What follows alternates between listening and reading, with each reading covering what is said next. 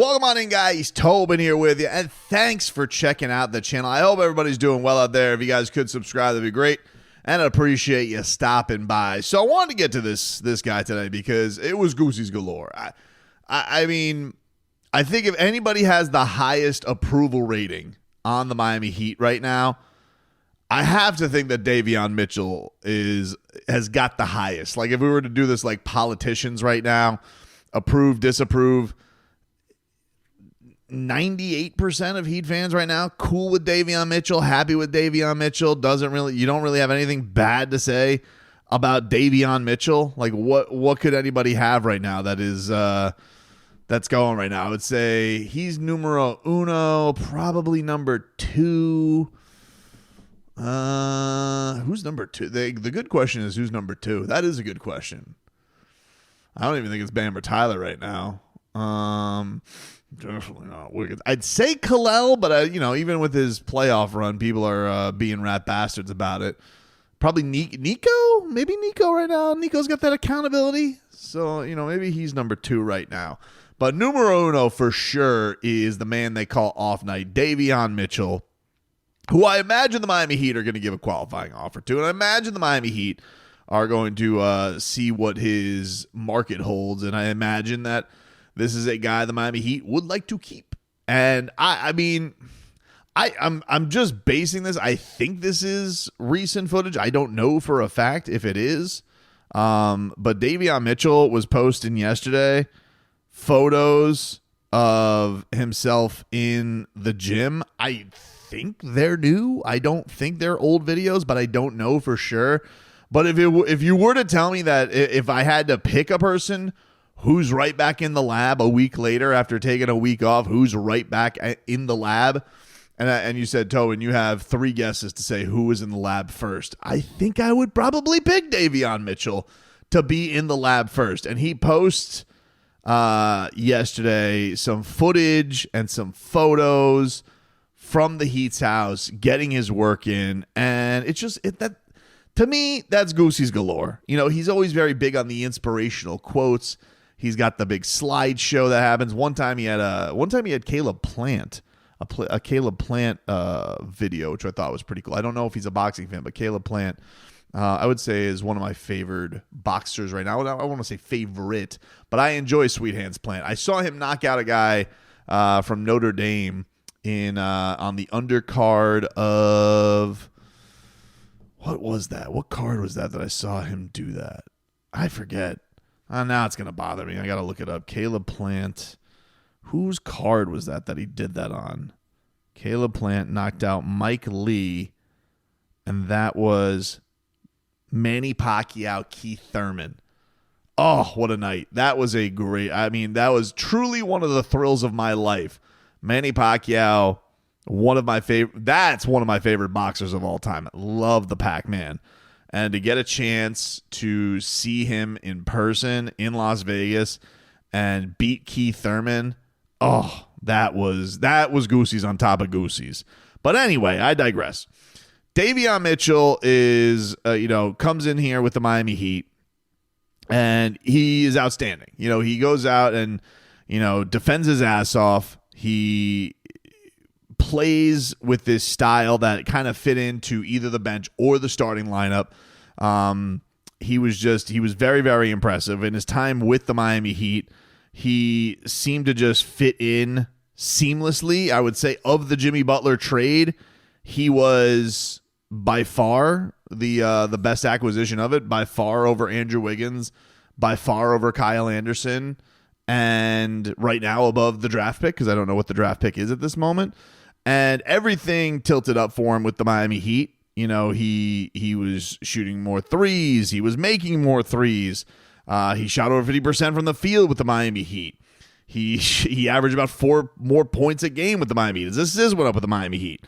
His blocks went up. His steals went way up with the Miami Heat. So I just found it to be a very, very impressive tenure. The question is going to be, and this is one of those things where I really don't know what the answer is, because this NBA economy has me very, very confused, because it kind of feels like all we're talking about, are they going to max him? Is he going to max? And I obviously know that Davion Mitchell is not going to get the max. But I also am not quite sure what does your fourth best player get on a team right now? A guy who's like he's not a star, but he's pretty damn good and he's very vital to your team. And I feel like in today's NBA, I feel like the baseline for that is like $15 million. And I feel like a lot of Heat fans are going to hear that and they're going to be like, pass. But you think about the Miami Heat payroll right now, right? And we're talking about this day and age, the Miami Heat's payroll, that would make him like the sixth highest paid player on the Miami Heat.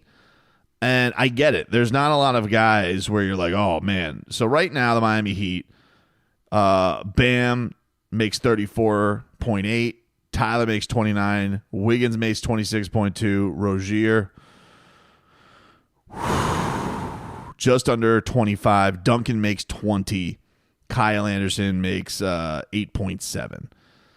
And I kind of feel like the sweet spot is like if they could get Davion Mitchell to agree to something that's in the realm of like 15 a year. Like I was thinking like, man, if they could get him for like 345, that feels like it would be great. Now I don't know what the market's going to be for him, mind you. The Heat can let him go test the market. They can go then match any offer. So that could be the route that they go here. And they could be like, all right, Davion, are you a guy that the NBA world really values? He's going to be 27, so he's right in his prime. He seemed to really find a home with the Miami Heat. Do people look at that and say, yeah, he's perfect for the Heat, but we don't want to get like Caleb Martin here? Or is this one of those things where, no, there's too many guys who can go, and you need two-way players. You certainly need guards who can go. Look how many skilled guards there are around this league, guys who can actually go out there and make an impact. And I get it. Like, everybody in the Heat series had a tough series.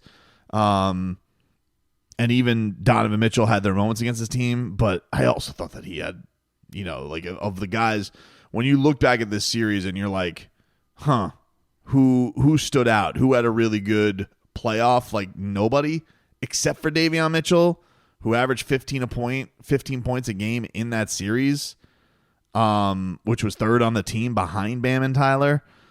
And obviously those guys didn't exactly live up to snuff. So, from my standpoint, you look at somebody like,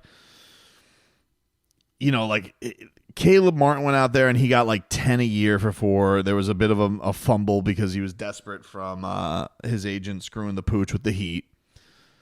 I look at somebody like Max Strus. Max Strus got, I think, about 4 years. I think he got right now he's on what's his contract?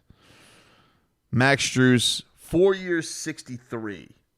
And he's making, in the next few years, he's making 15 this year, 16 next year, 16.6. If they could get him for like one less year, or even do like a 2-1, or maybe they could do something like a 1-1, where it's like, that number in particular. Is that a killer for the Heat? Because you got to mention, like, I know the Heat want to keep their cap clear for 2026. That was like a whole thing. Oh, we're going to hit for the summer of 26. I don't know if that's still the plan or what.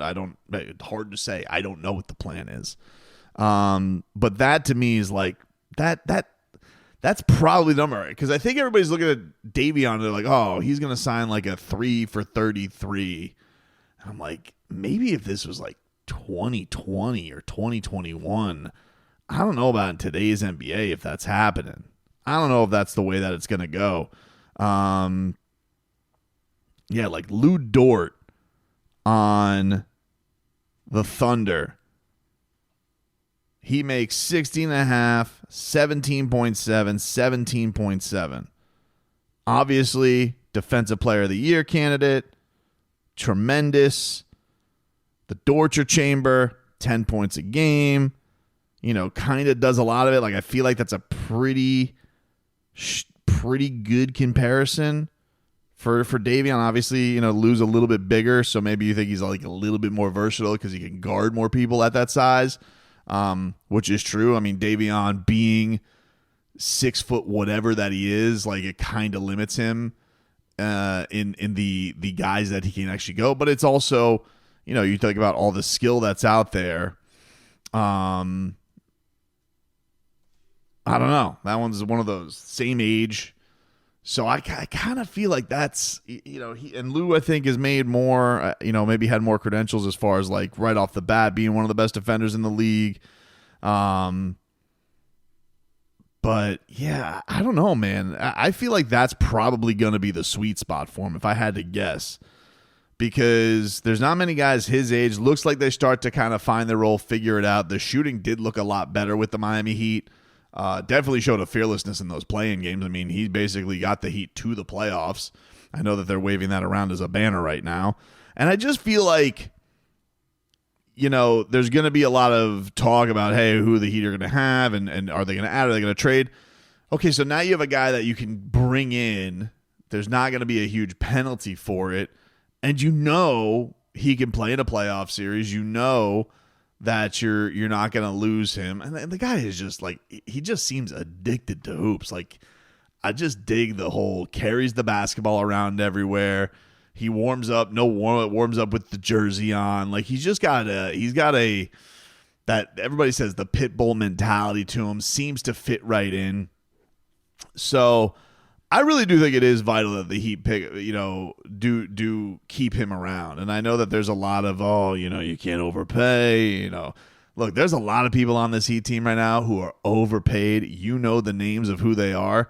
And just because you overpay those guys doesn't mean that you should try and shortchange another guy and lose him when he can actually present some value to your team. Because whether or not you're going to start him or not, this guy can contribute to winning, and I feel like Eric Spoelstra can trust him, and I don't feel like that's something that's going to burn you too bad.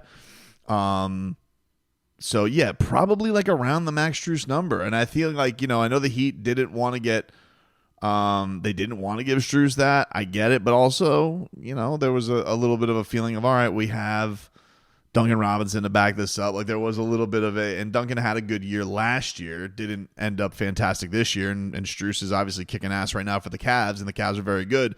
And they're different skill sets. They're different skill sets of different players. So, and look, to be honest with you, if the Miami Heat would have kept Max Strus around, would it have been a mistake? Out of the guys who have left, probably not. So, this guy seems like he's a winning player, contributes to winning. Do you really want to shortchange that and let that walk out the door because he wants more than $10 million a year? The money's crazy in the NBA these days. And again, I am not great at figuring out what the sweet spot is. But what I do know is over the years of doing this, of keeping guys around, typically whatever I think that's going to be, I usually add $5 million more to it. And that's probably where it's going to end up being a year. And that seems about where I would imagine he's going to end up, somewhere in the $15 million a year range. That's what I imagine he'll probably be seeking. I think that would get it done. If he can get him for 11, 12, man, I think that'd be an amazing deal for the Miami Heat if that's possible. Maybe there's that whole, state income tax discount. I don't know. Maybe Andy can work his magic. Maybe he does like Caleb Martin the year before this whole debacle happened, does the 1-1 with Caleb Martin. He feels a comfort level here. If he doesn't like the offers that are out there, he does a 1-1 with the Heat, sticks around, boom, boom, and then he can venture out of the market still at 28 years old, and we'll see. But I think the Heat got to do what they can to keep him. I think as far as you talk about vital roles on this team and just guys, you just feel like, all right, who everybody's sitting here, everything's on the table, right? Who don't you want back? But again, who doesn't want Davion Mitchell back after this last year that he just had?